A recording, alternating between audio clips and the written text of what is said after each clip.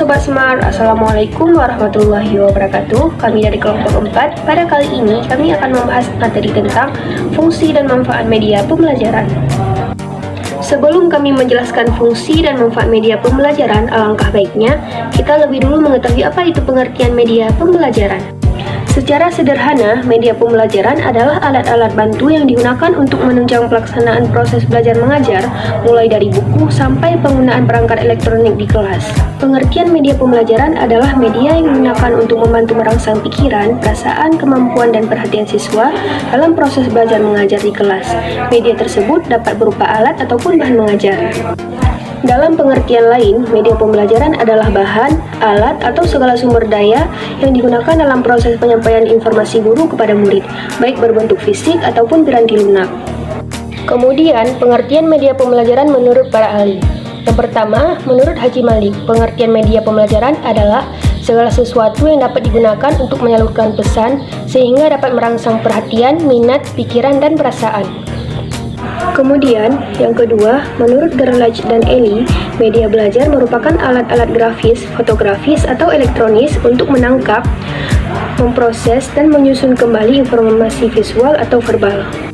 Kemudian yang ketiga, menurut Latu Heru, definisi media pembelajaran adalah bahan, alat, atau teknik yang digunakan dalam kegiatan belajar mengajar dengan maksud agar proses interaksi, komunikasi, edukasi antara guru dan siswa dapat berlangsung secara tepat, guna, dan berdaya. Materi selanjutnya akan dijelaskan oleh rekan saya.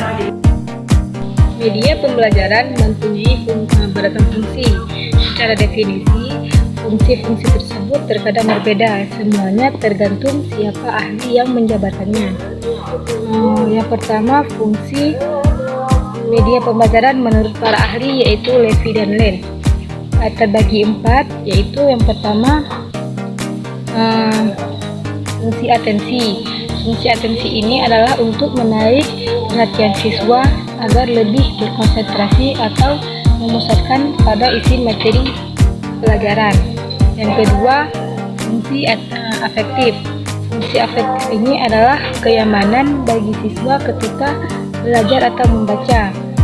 Yang ketiga, fungsi kognitif. Fungsi kognitif ini adalah untuk mempermudah memahami dan mengingat informasi pada siswa.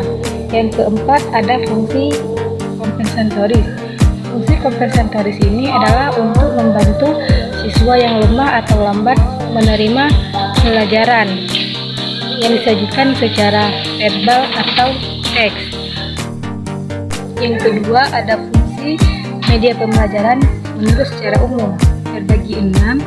Yang pertama, untuk menarik perhatian siswa. Yang kedua, memperjelas penyampaian pesan. Yang ketiga, mengatasi keterbatasan ruang, waktu, dan biaya. Yang keempat, menghindari kesalahan tafsir.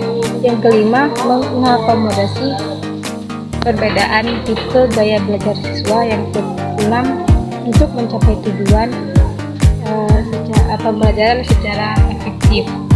Baik, di sini saya akan menjelaskan manfaat media pembelajaran menurut para ahli. Yang pertama, penyeragaman penyampaian materi pembelajaran. Yang kedua, proses belajar mengajar menjadi lebih menarik, jelas, dan interaktif. Yang ketiga, efisien waktu dan tenaga.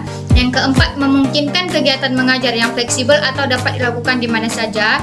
Yang kelima, menumbuhkan sikap positif terhadap siswa. Yang kedua, manfaat media pembelajaran bagi guru. Yang pertama, memudahkan guru dalam menjelaskan materi rumit. Yang kedua, metode pembelajaran yang digunakan bisa lebih bervariasi. Yang ketiga, efisien dalam penggunaan waktu dan tenaga. Yang keempat, dapat lebih mudah memfokuskan perhatian murid pada materi yang sedang dipelajari. Yang kelima, menata suasana kelas agar lebih hidup dan interaktif. Yang keenam, membuat siswa menjadi lebih aktif di kelas dan tidak mudah merasa bosan di kelas. Yang ketujuh, tercapainya tujuan kegiatan belajar mengajar secara efektif. Manfaat pembelajaran bagi siswa. Yang pertama, bisa lebih memahami materi yang disampaikan pengajar. Yang kedua, pembelajaran lebih menyenangkan dan mudah dimengerti. Yang ketiga, kualitas belajar siswa meningkat. Yang keempat, proses belajar dapat dilakukan di mana saja. Yang kelima, mendukung pembelajaran mandiri atau otodidak. Yang keenam, membangkitkan motivasi minat dan keinginan belajar. Sekian dari presentasi kelompok kami, lebih dan kurang-kurang dan lebih kami mohon maaf. Saya akhiri, wallahu muwaffiq ila aqwamit thariq. Wassalamualaikum warahmatullahi wabarakatuh.